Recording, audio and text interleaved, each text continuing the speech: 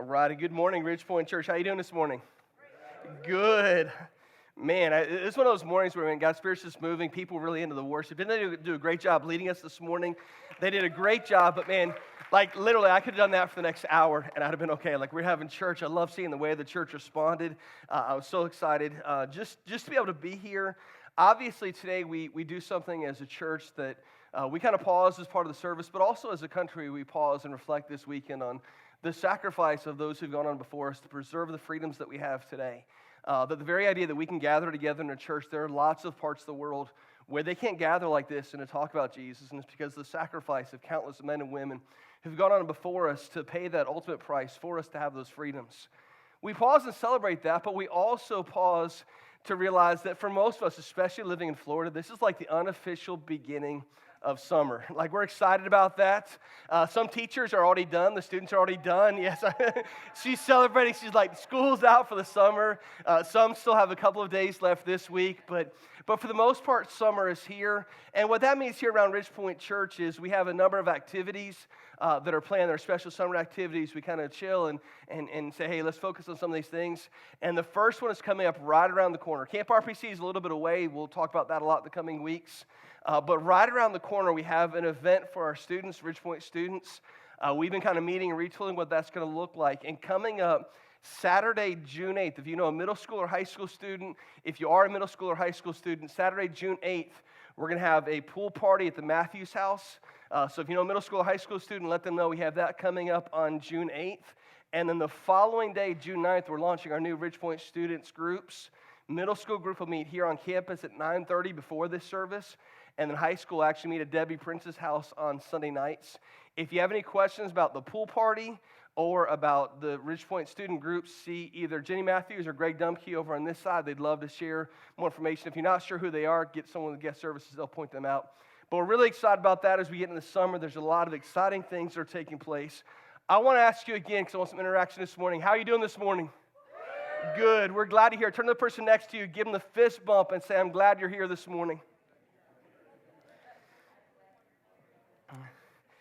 Man, I'm excited about being able to continue, wrap up this series, but if you've been sticking with us, this is one series in a series of series where we're looking at the book of Philippians. The first series of this is this one we've called Imprisoned and Free, and it's about chapter 1, and we've talked about this if you haven't been with us, just to get us caught up a little bit. The Apostle Paul is writing this letter to a church that he visited some 12 years earlier. And he helped plant this church, and he did this a lot. He would travel from city to city, and he'd help get a church up and running, and he'd provide leadership there, and then he'd go on to the next church, and sometimes he'd hear a report, and sometimes the reports weren't good. And he'd hear a report, and he'd write back and say, hey, I have to correct a teaching or correct a practice that's taking place in this church. For the most part, that's not what Philippians is. Philippians is just a short letter. But Paul's writing this from prison, probably in Rome, 12 years after he'd visited Philippi. And he's writing this more as just an expression of, man, I want to thank you as a church for the way you've kind of rallied behind the vision.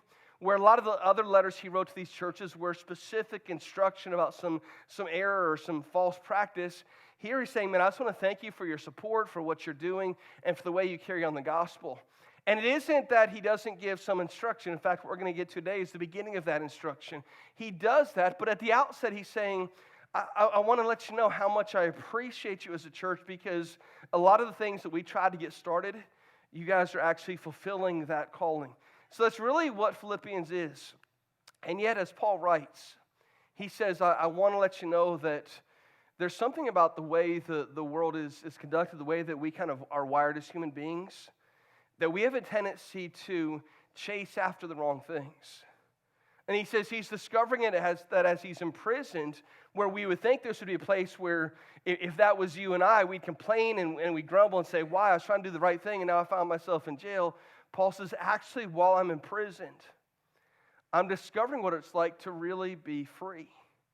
And he uses these terms throughout this book, where he used these terms that are almost dichotomous terms, I mean, they're opposite terms, saying you think life is one way, but it's actually the other.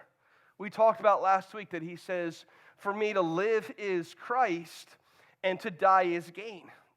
And for most of us living, especially in modern day United States, where we have a lot of resources at our fingertips, we have a lot of stuff at our disposal, we've been living as if for me to live is gain.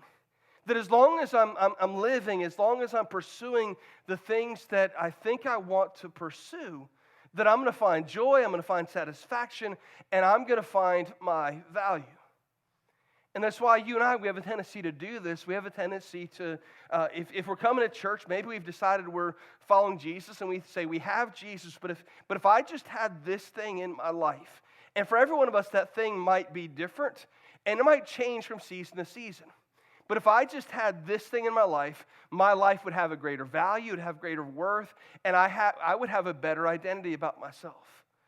And it might be a relationship. If I just had this person in my life, it might be an object. If I just had this vehicle, if I just had this house, if my yard just looked like their yard, it would bring some measure of satisfaction. And so what the world does is the world kind of dangles this in front of us, and it says, hey, here's what you think that you want, and we pursue those things as if those things are going to bring all of that, the worth and the satisfaction, and they're going to fulfill this longing inside of us. And the world dangles those things, we pursue those things, and then once we get them, we realize, man, it still didn't bring satisfaction. It still didn't bring any value to my life. And we arrive at a point where we're like, well, that wasn't enough, but maybe it's the next thing. Maybe this was a stepping stone to what really is going to bring satisfaction, and we keep on this pursuit. And in the meantime, it's like an illusionist that's playing with us. He's dangling this thing in front of you saying, we're going to focus on this, and meanwhile, the world is robbing our joy and our satisfaction and the things that we really want out of life. We think we want one thing when actually we want another. And so Paul is saying this to the church. He's saying, listen, church, for me to live is Christ. I have a purpose. I have a calling upon my life. For me to live is Christ, but when I die, that's when I gain. And he says, here's what life is really about. And so we've kind of spent a couple of weeks, the first 3 weeks, going into an introduction into this. But what we pick up today in verse 27 is the first real instruction that Paul gives to the church. He's saying, okay, now it's the same thing. If we call or if we're having coffee with someone, for the first part of the conversation, we're just getting caught up a little bit. We're saying, hey, this is what's going on in life. And through that, there's some things that we can learn.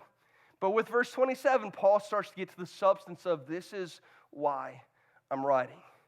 And so we're going to read verses 27 to the end of the chapter 1 as we look at wrapping up Philippians chapter 1. What we've done throughout this series is we've read the entire paragraph that we're reading, and then we'll go back and comment on it. So we'll go ahead and read the whole thing, then I'll come back and mention a couple of things about this. But Paul, writing to the church, says this: only let your manner of life be worthy of the gospel of Christ, so that whether I come and see you or am absent. Remember, he said, Paul had been saying, I want to come see you.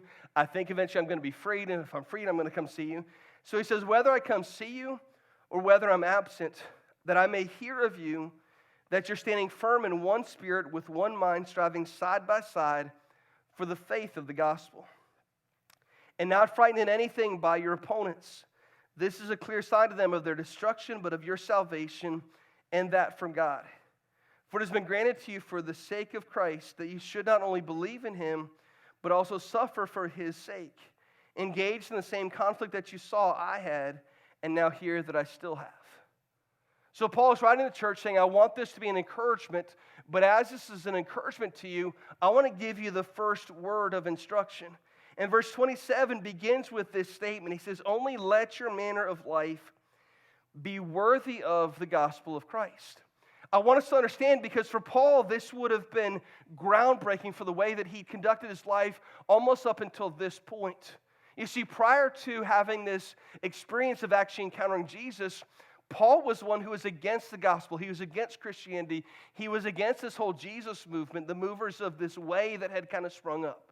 Because in Paul's mind, everything about his life had been carefully orchestrated from the time that he was born. He was, what we're going to read later on in Philippians, he was a Pharisee of the Pharisees. He was a leader of this Hebrew movement. And the thing that he'd been instructed at from the time that he was young was that your faith is going to rest upon how good you are as a person. And so Paul's whole life had been orchestrated in a way that it was meant to show that you keep doing good, and if you do enough good in your life, that you're going to be justified in things that you do, that people are going to respect you, and that ultimately, because of the good that you do, you're going to discover your self-worth. Now watch this. This is totally against what Jesus set out to do. But here's just my observation, is that a lot of times, even in Christian circles today, we get so far away from what Jesus actually taught that we teach some of the same ideas, or at least what people catch is some of the same ideas, that being a Christian is about doing these things, and if we go to church and we read our Bible and we pray, and in those things we're going to discover our worth, and Jesus says that wasn't the point at all. The point wasn't that we're going to be set apart because of the things that we do, but because of what He already completed for us. And so Paul says, I want us to get this right, because there are some people, Paul says, man, here's the gospel, here's what I'm trying to teach. And there's some people over here that are teaching it's all about the good works that you do. And on the other side, there's people over here that said, man, I discovered freedom in Jesus. And now because I discovered freedom in Jesus, I can go and do whatever I want. I can live my own way, I can do my own thing. And Paul says, neither one of these extremes is beneficial, nor is it healthy.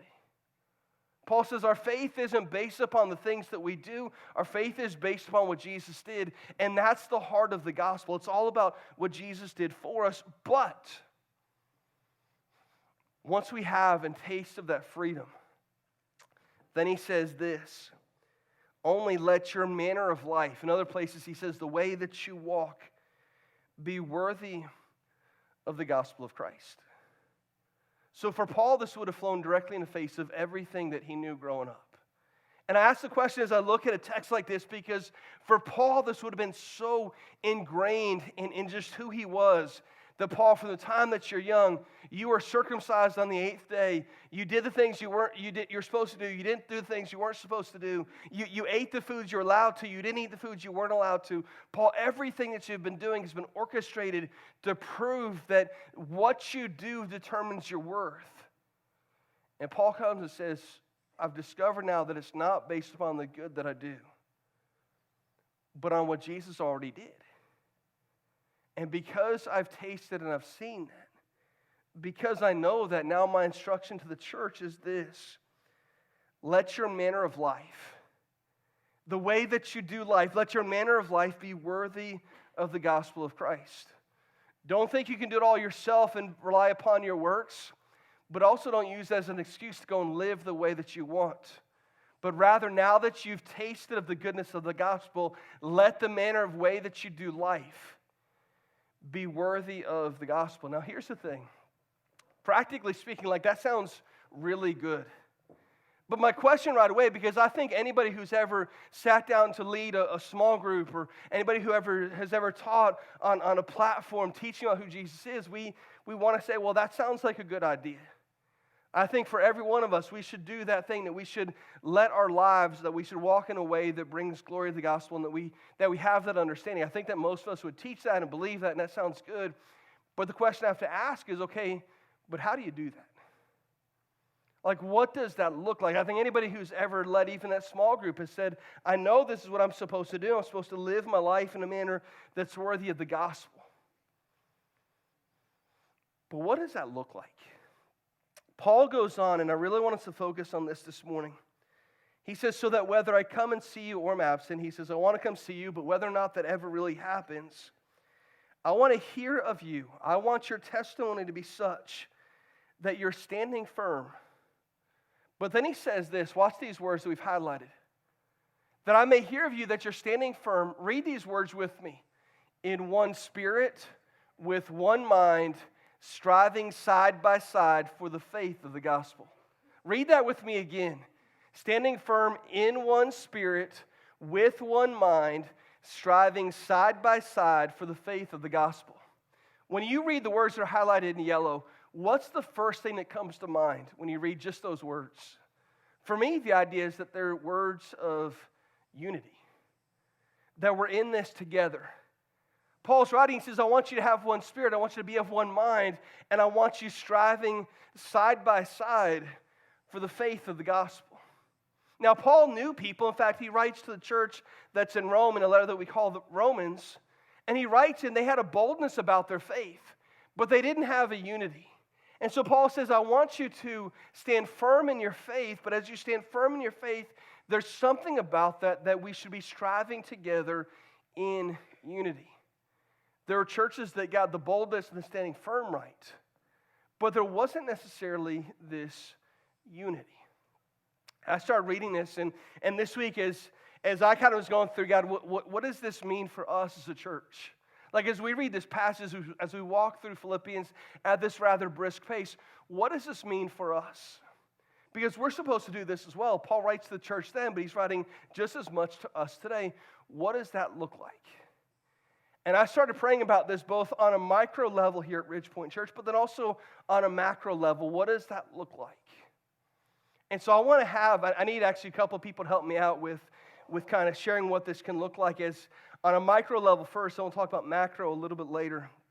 But on a micro level, I need some people who are current volunteers at Ridge Point Church in some specific areas. I need one person from each area. I know it's kind of bold coming up on stage. And so our kind of frontline people, our guest service people, I need one guest service volunteer to join me up on stage. And it was, all right, there we go. All the other guest service volunteers are like, yes, way to step up. Everyone else, like their heart was pounding in their chest. Way to step up, man. Yes, sir.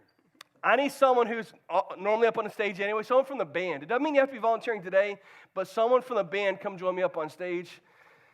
Good job, sir. I need someone from the booth. If you're a booth volunteer, whether you're serving today or not, come on up here. Brooke is making her way up here. Way to be bold, Brooke. I like it.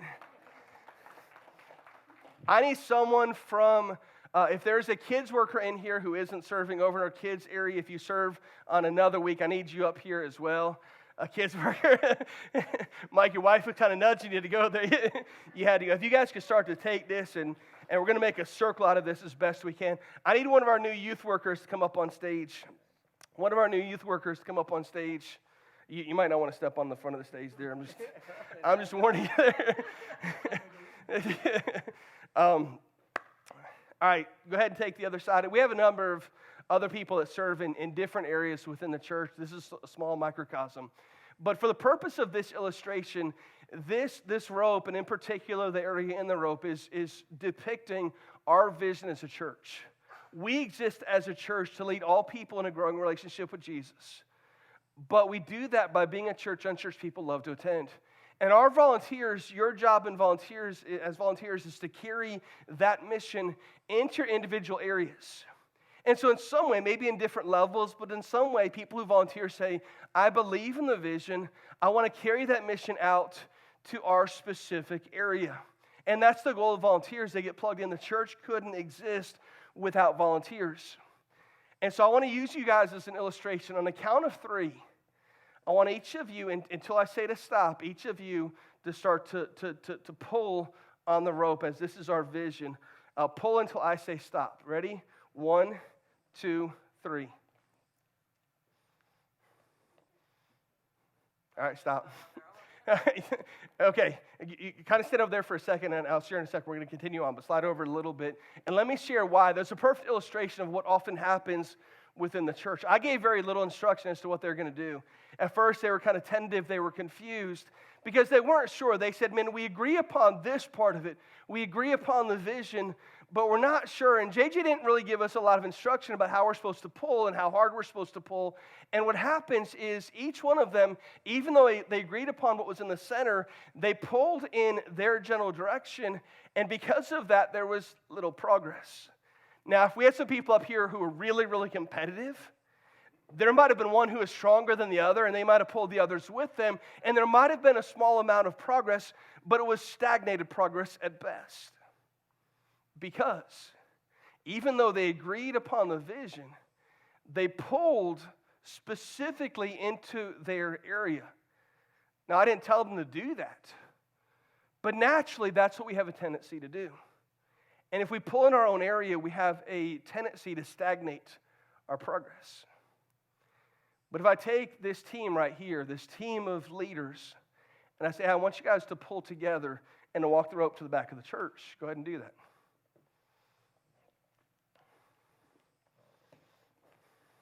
Now, because they're working in unity, that isn't a challenge.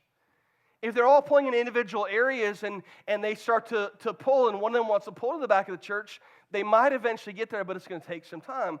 But as long as there's unity behind the vision, there's progress. Okay, you guys can come on and make your way back. As long as there's unity towards the overall vision, there's progress. But we have a tendency within churches in general for our progress to be stagnated because even though we believe in the vision, we pull in our own individual areas. Thank you guys so much. I can take the rope. Everybody give it up for our volunteers. You guys proved that illustration in an invaluable way.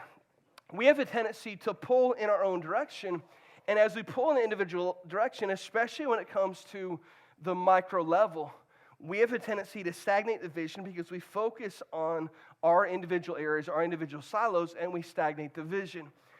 Vision without unity is never accomplished. I want you to get that. Vision without unity is never accomplished. We can have a ton of vision. If people aren't cohesive around the vision, it doesn't work. And unity without vision is never productive. If everyone's together and we love each other, but we don't know where we're going, we're never going to have any progress. They were over here, and they're kind of, over here, there's some tension over here. They're kind of laughing and joking a little bit. And there's unity, but there still wasn't any progress until we said, hey, we want you to walk to the back of the room. But unity plus vision equals progress. When we have unity and we have vision, when we have vision and we have unity, when we have those two things, that's where there starts to be progress. And so Paul's writing to the church, and he's saying, go ahead and put that verse back up there. He's saying as he's writing to the church that I want you to stand firm in one spirit with one mind, striving side by side for the faith of the gospel. He's saying I want there to be vision, but I also want there to be unity. And that happens on a micro level. If we miss out on vision, if we miss out on unity, there's not progress. But it also happens on a macro level, on a much bigger scale. You see, when Paul wrote to the church at Philippi, and often the case was, as the message of Jesus started to spread, they didn't have big, huge churches like we have today in the United States. They had these small house churches that would meet. And often there might have only been a couple in each city. It isn't like today. I could go outside and walk out on the steps of Ridgepoint Church, and I could throw a baseball and probably hit 5 churches. Like right in the immediate vicinity of our area, there are churches all around us. There are probably dozens, if not hundreds, in the Auburndale, Winter Haven area. Paul's writing in a time when all he had was a micro level. There wasn't a macro level of churches spread out across the country like we have today. But I think there's a macro application. And this is where, for us, the rubber has to start to meet the road. Because on a micro level, we realize that even though we have people serving in different capacities, we had some of our volunteers up here, we could have had group leaders, we could have had trustees and elders and people serving in the community and all these different things that we do. There could have been a lot of volunteers up here, and we would have all pulled in our own direction. But when there's unity behind the vision, we start to attain progress. And the same thing is true on a macro level.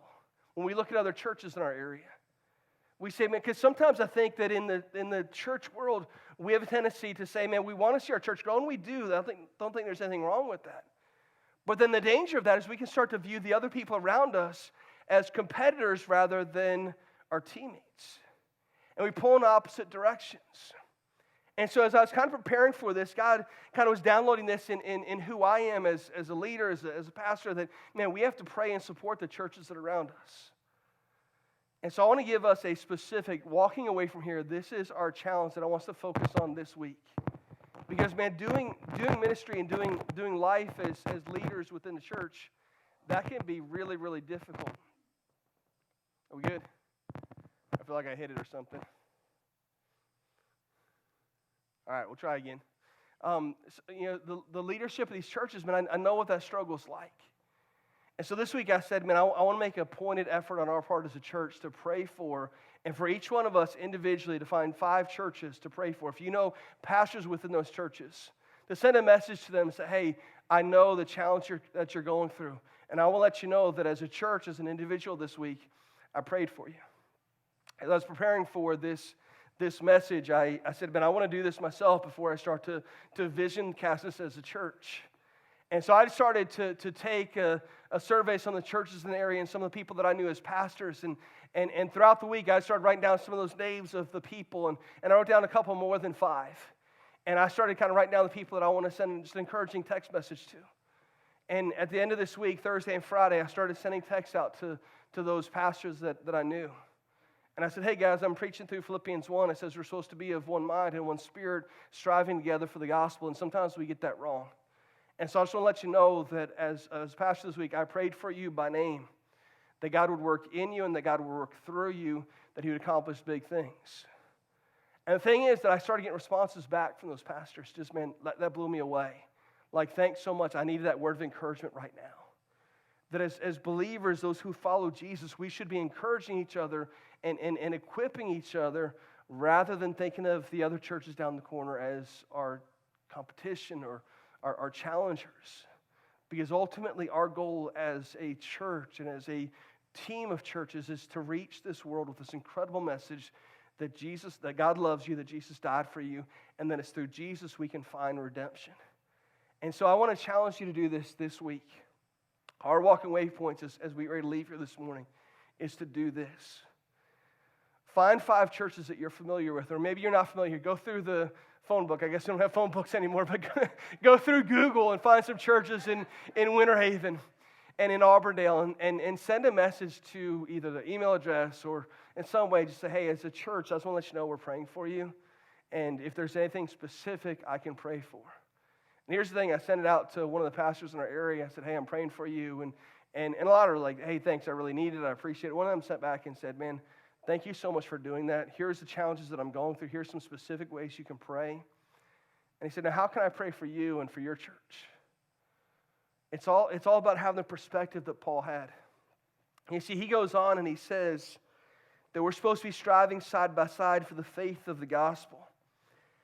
Not frightened in anything by your opponents. Paul dealt with this. Paul dealt with, in fact, real quick, let's flip back to the book of Acts. Acts chapter 16, we'll wrap up with this. We got to get through this pretty quickly. But Acts 16, verse 11, this is when Paul first goes to Philippi. The book of Acts is the history of the early church. And Paul's on this missionary journey. It says, so setting out from Troas, he made direct contact to Samothrace and following day to Neapolis.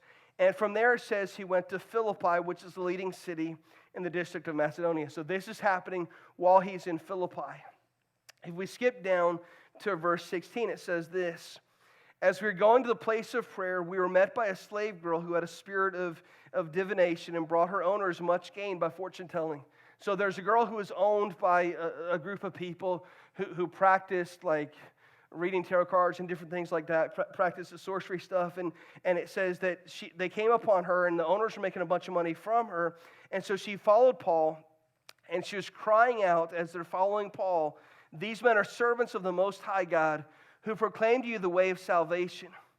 And this she kept doing for many days. Paul, having become greatly annoyed, turned and said to the Spirit, so she's literally just following Paul around, and Paul's trying to do ministry, and this girl is just walking around for days, saying, these men are the servants of the highest God who proclaim you the way of salvation. And Paul's trying to do work, and this girl's just following them around, saying, these men are servants of the Most High God. They proclaim you the way of salvation. And she keeps saying these things over and over for days.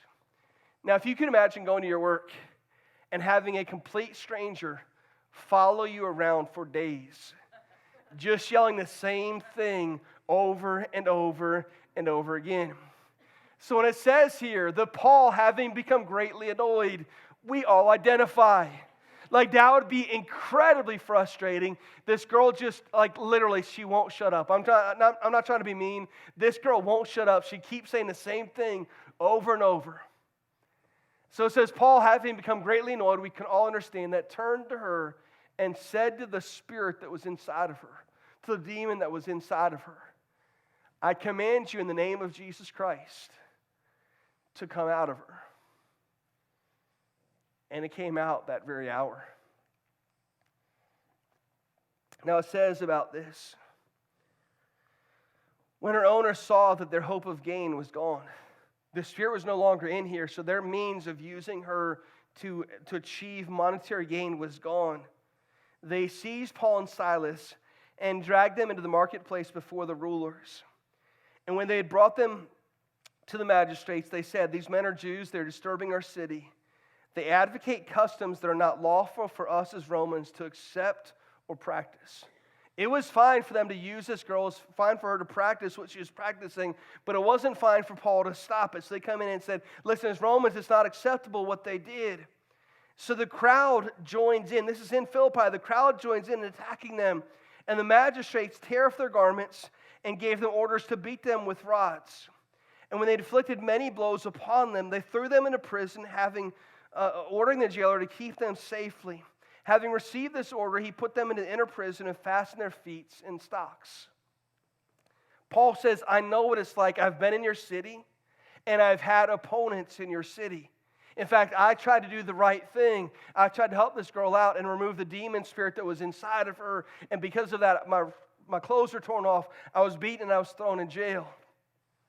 By the way, the jailer that fastens him in stocks becomes one of the first believers in the city of Philippi. God starts to use the outcasts and the rejects and the people that nobody else thought could be reached to make this incredible difference. So 12 years later, when Paul writes to the church, and he says these things, not to be frightened in anything by your opponents. This is a clear sign to them of their destruction, but of your salvation. He says, "I want you to be bold. I want there to be unity behind the vision that you're trying to cast. And as you do the vision, realize that you're going to have opponents. You're going to have people that rise up against you that aren't necessarily going to care what it is that you're doing." But he says, "For it has been granted to you that for the sake of Christ, you should not only believe in him, but that you're also going to suffer." You're going to have people rise up that don't like what you're doing. And he says, that's okay, because you'll be engaged in the same conflict that you saw I had. Before, 12 years ago when I was there, you saw what happened. I was jailed there in Philippi. But also that you hear that I still have now. He says, "I want you to be bold." Now, we live in a starkly different time.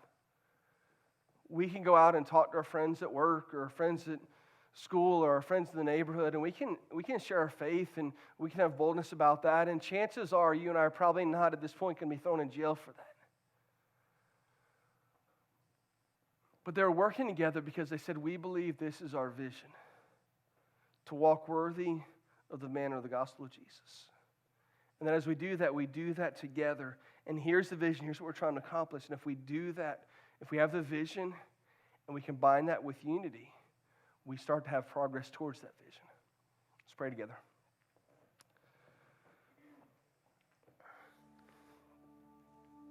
God, first of all, I thank you for the example of men and women like we encounter in the book of Philippi. People like Paul who said, "Man, I want to do whatever it takes to reach as many people as I can." God, I believe that our prayer right now should be to have that level of boldness. To say that we need to do whatever we need to do to reach as many people as possible, because this world is longing for real hope, authentic hope. And what the world has offered to the people of this world is this false hope. This hope that we pursue for a minute and then it's gone and we keep wanting more. God, our substance is found in Jesus and in Jesus alone. God, I pray for those who've already made that decision, already have that confirmation in their life. That our lives would be about having a vision to reach as many people as possible and having a unity around that vision. And if we have those two things, and then we have progress towards carrying out the task that Jesus has for us. God, I pray we have both of those things, vision and unity. And God, for the person this morning who doesn't know Jesus, I pray that because we lift up the name Jesus, because earlier we sang a song that said, Jesus, that your name alone makes the darkness tremble. God, for those who are going through rough spots in life, for those who say, man, I don't see where my hope is coming from, but I'm here today with a bunch of questions. God, I pray that today they find and discover that our salvation is not found in the good things that we do. And our salvation isn't lost because of the bad things that we do. But that, God, today, because of the name of Jesus, because of what He's done and completed, that it's Him, and in Him we find hope, and it's in Him that we find our salvation. So God, for the person today who doesn't know Jesus, I pray today is the day they discover that salvation and freedom is found only in His name. And it's in His mighty name that we pray. Amen.